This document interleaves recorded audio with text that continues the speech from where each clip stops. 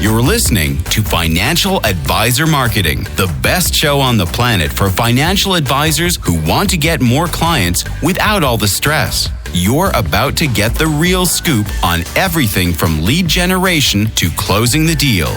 James is the founder of theadvisorcoach.com, where you can find an entire suite of products designed to help financial advisors grow their businesses more rapidly than ever before. Now, here is your host, James Pollard. Last week's podcast episode was all about marketing mistakes new financial advisors make, so I figured I would flip this and talk about the marketing mistakes experienced financial advisors make. I actually have a unique vantage point that I don't think anyone else in the world has, because not only do I keep my finger on the pulse of the financial advisor marketing world with my emails and this podcast, but I also have products specifically for new financial advisors and experienced financial advisors. And my Inner Circle newsletter, even though it tends to attract advisors who are a little bit more experienced, has advisors with all kinds of experience levels. I have new advisors, advisors with a little bit of experience, and advisors with a lot of experience. Really, advisors from all walks of life are subscribed to that newsletter. So I see new and experienced financial advisors and their marketing firsthand. I know what they're doing well, what they're not doing well. I know what kind of things trip them up with their marketing. So I have a vantage point that I don't think anyone else in the entire world has. Before I begin, it's been a while since I've plugged my email list on this podcast, so I'm going to plug it now. If you'd like to subscribe to my email list, you can do so over at theadvisorcoach.com/57MT. That's the number 5, the number 7, the letter M, the letter T, 57MT. When you subscribe, I will send you a PDF with 57 of my favorite financial advisor marketing ideas that you can download right away. If you have not subscribed, I highly recommend doing it, because this podcast has a lot of content that is inspired by my emails and vice versa. But on to the show. The very first marketing mistake I see experienced financial advisors making is getting complacent. Perhaps the biggest mistake I see experienced financial advisors make is they get comfortable with their business and their marketing. They lose that spark, that hunger that drove them to be successful in the first place. Have you ever heard the old saying, dance with the one that brought you?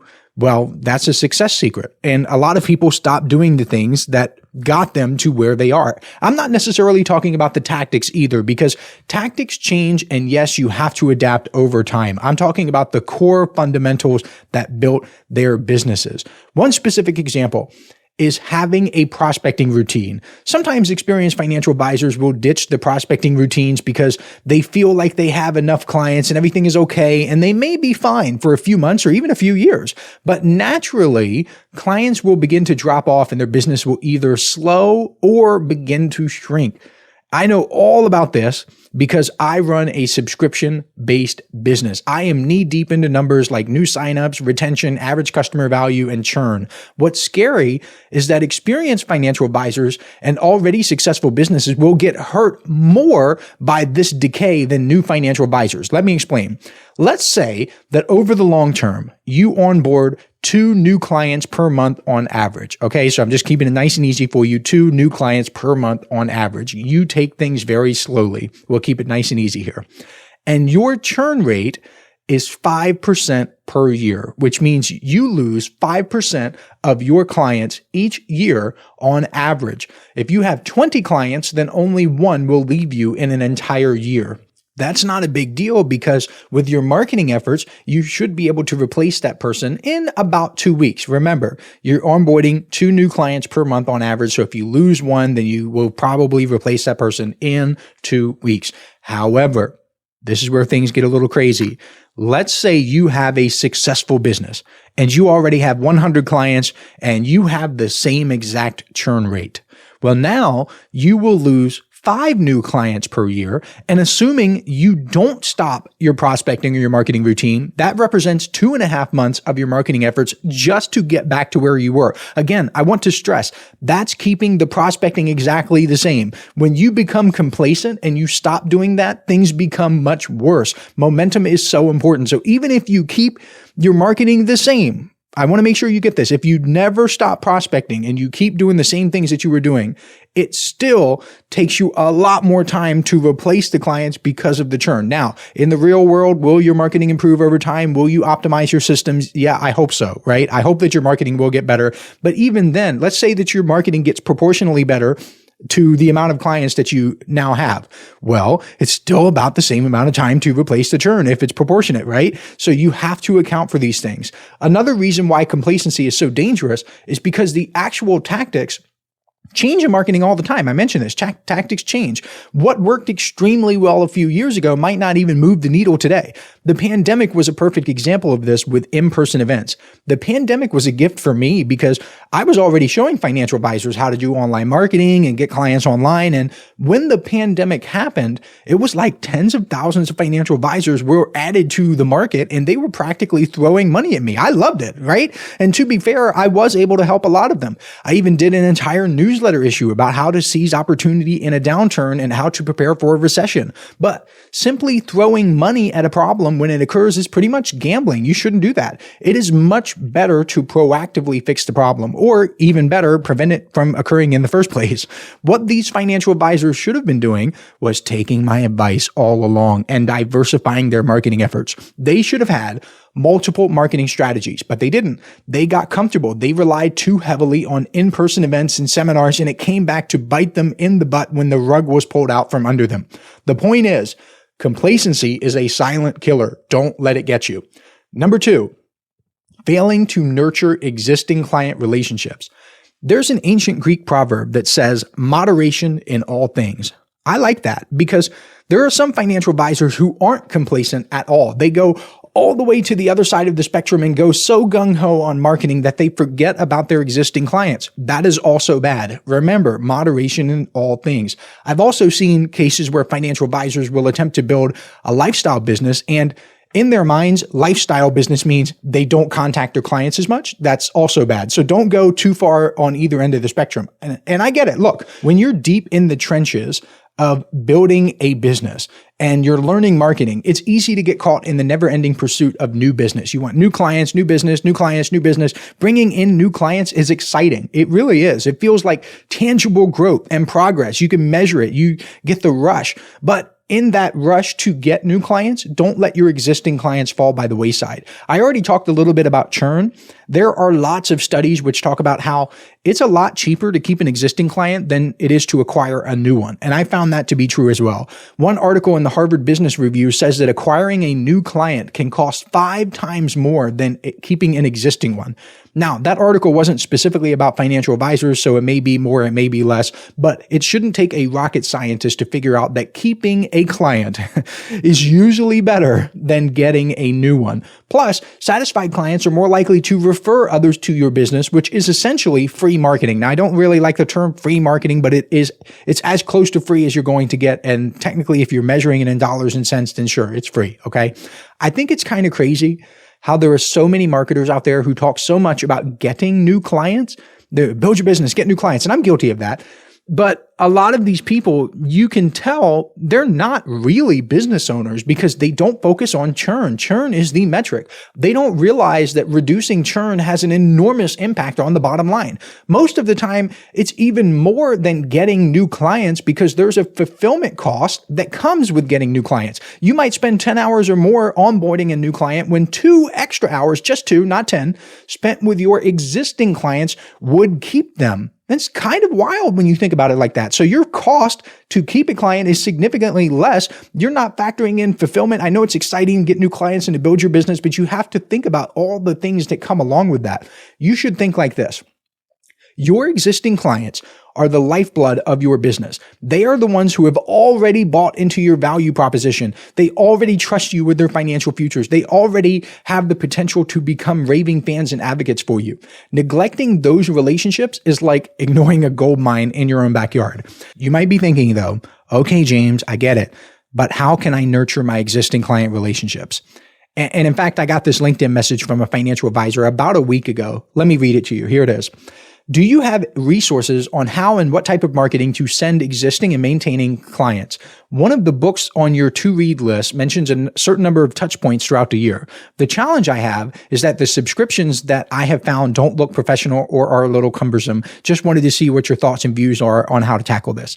I told him he was overthinking it. You don't need these goofy magazine subscriptions or fake newsletter looking things to keep in touch with your existing clients. You really don't. I know financial advisors get advertised this all the time. Send this quarterly newsletter so you look like an expert to your clients. Just be a real person. Pick up the phone and call them. See how they're doing. They are your clients. They want to hear from you. They've already bought into you and your value proposition. So why not keep in touch with them? Seriously, it's not that difficult. You don't need to think about this 42-step program that is sent out quarterly and you put your face on it and it's not even written by you. You're just on the cover. It's goofy. It is goofy. Asking how to keep in touch with your clients is kind of like asking if there's some step-by-step guide or podcast episode about getting 10,000 steps per day. There isn't, because it is so simple. Do you know that thing where you put one foot in front of the other and then you move in a forward position? Yes, do that 9,999 more times and you will get 10,000 steps per day. Am I clear?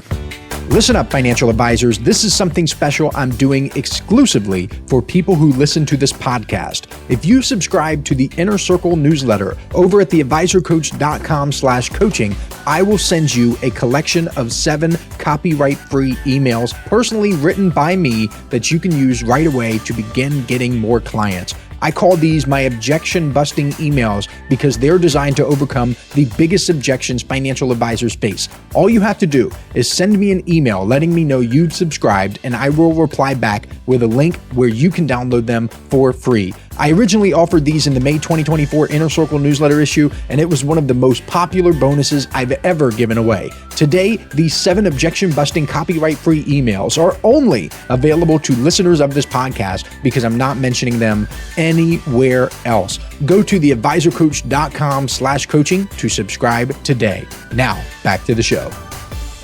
Number 3. Having inconsistencies in their marketing. This is a big mistake. I was going to call this having inconsistencies in their branding, but I'm not really a branding guy.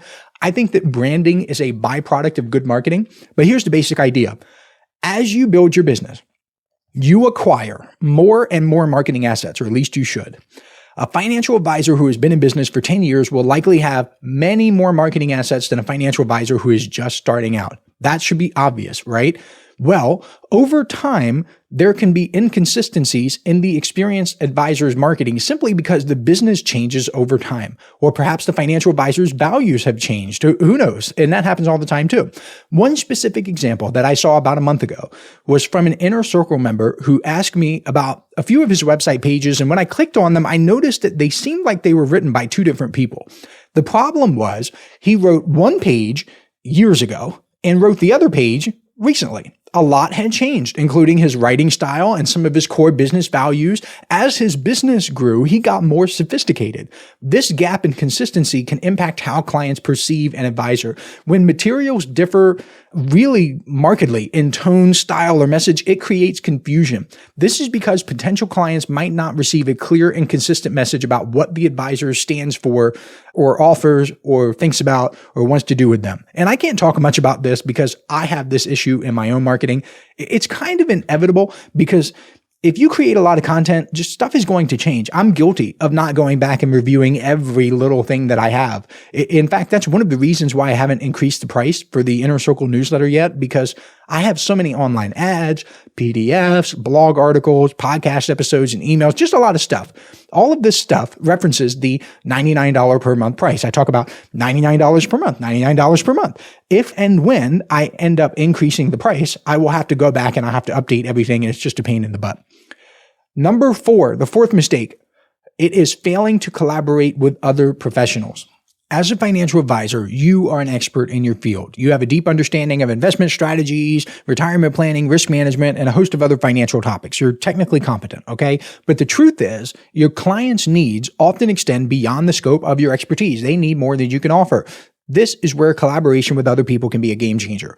I talk all the time about building relationships with attorneys, CPAs, insurance agents, and just other trusted advisors. And when you do that, you can create a powerful network of people who can provide complimentary services to your clients and just make you look better and help you have a better business. Think about it this way.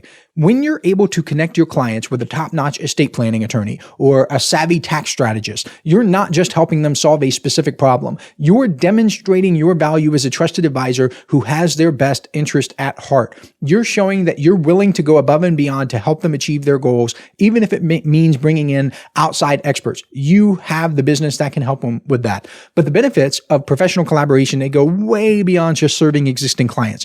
When you build strong relationships with other people, you also open the door for referrals. An attorney who trusts you may be more likely to send his or her clients your way when they need financial guidance. Duh. Those referral partnerships can be incredibly valuable for growing your business. Instead of relying solely on your own marketing efforts, because you can only do so much, truthfully, you can tap into other people's networks, and OP in finance called OPM, other people's money. I like OPN, other people's networks. And referrals that come from those trusted sources tend to be higher quality and more likely to convert than cold leads. They also tend to be higher in net worth because higher net worth individuals rely on referrals from trusted sources like estate planning attorneys and accountants more than lower net worth people.